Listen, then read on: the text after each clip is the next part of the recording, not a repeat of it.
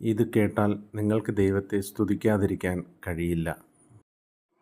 ഈ വർഷത്തിൻ്റെ ആദ്യ ദിനം മുതൽ ഈ ദിവസം വരെ, ഈ വർഷത്തിൻ്റെ അവസാന ദിവസം വരെ നമ്മെ കാത്തുപരിപാലിച്ച ഒരു ദൈവമുണ്ട്. പല സ്ഥലങ്ങളിലും നമ്മൾ വീണു പോകാമായിരുന്നു. ഈ ലോകത്തിൽ നിന്ന് വരെ നമ്മൾ മാറ്റപ്പെട്ടു പോകാമായിരുന്നു. ദൈവത്തിൻ്റെ ചിറകിൻ കീഴിൽ അവൻ്റെ കൈയുടെ ഉള്ളിൽ നമ്മെ വഹിച്ച ആ ഒരു സ്നേഹത്തെ ഇന്ന് ഓർത്ത് ദൈവത്തെ സ്തുതിക്കാമോ? പലപ്പോഴും നമ്മൾ ചിന്തിക്കും, നമ്മുടെ കഴിവുകൊണ്ടാണ് നമ്മൾ നിന്നതെന്ന്. ഒരിക്കലുമല്ല. ദൈവത്തിൻ്റെ കരുണയും കൃപയും കൊണ്ട് മാത്രമാണ് ഈ ഒരു വർഷക്കാലം നമ്മൾ നിന്നത്. നമ്മുടെ അവസ്ഥകളിൽ നിന്നും എത്രയോ ഭേദമായിട്ട് ദൈവം നമ്മെ നടത്തി.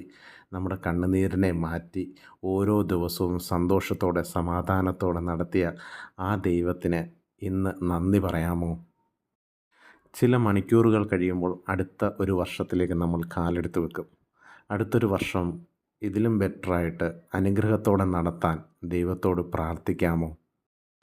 തിരിഞ്ഞു നോക്കുമ്പോൾ ഒന്നുമില്ലായ്മയിൽ നിന്നും ഇത്രത്തോളം നടത്തിയ ദൈവത്തിന് നമ്മുടെ കുടുംബജീവിതത്തിൽ, നമ്മുടെ കുട്ടികളുടെ ഇടയിൽ, നമ്മുടെ പ്രതിസന്ധികളുടെ ഇടയിൽ, നമ്മുടെ കൂടെ ജീവിക്കുന്ന സഹജീവികളുടെ ഇടയിലൊക്കെ നമ്മെ വളരെ അധികമായി നമ്മെ പരിപാലിച്ച ദൈവത്തിന് ഇന്ന് പകൽ നിങ്ങൾക്ക് നന്ദി പറയാനുള്ള ഒരവസരമുണ്ട്.